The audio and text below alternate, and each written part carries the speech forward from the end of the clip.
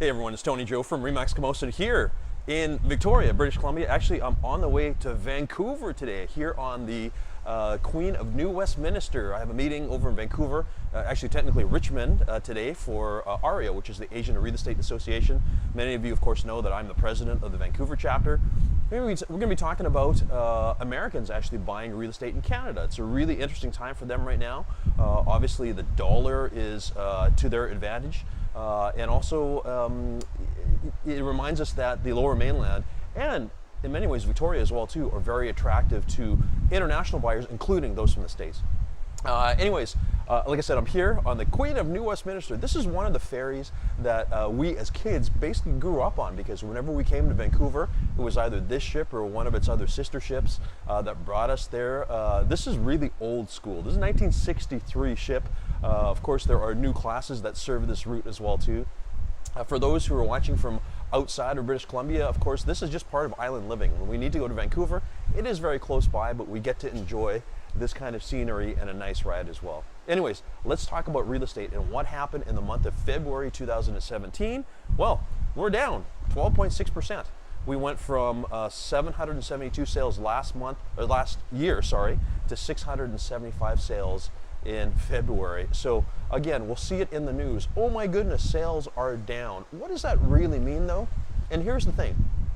We have been so used to comparing this month to last year. Nowadays, what we have to do is we're comparing this month from best month, because February 2016 was the best that we had ever seen. I mean, don't get it wrong, 675 is still a really strong month in sales.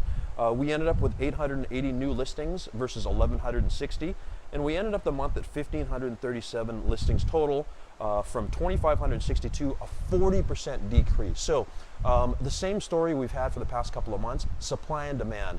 There is a lot of demand still, there is no supply, and that's the reason why right now it still is difficult to be a buyer, because it's not only hard to find properties, but usually when you find the right one, you end up having to compete. So we've had a lot of multiple offers recently. Had a condo just last week, we had 10 offers, sold significantly over list price.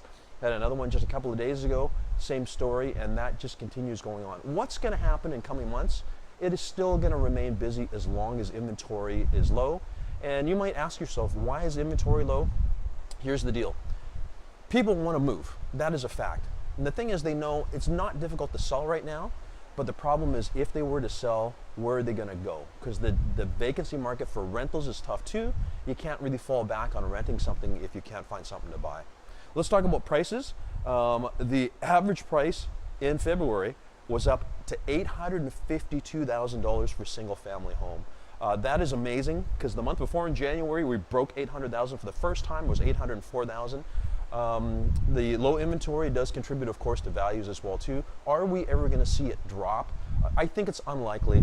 We've seen a lot of growth in Victoria. We're now up to 365,000 population. It's going to continue being that way as long as Victoria remains a destination that people want to end up in to have this kind of lifestyle.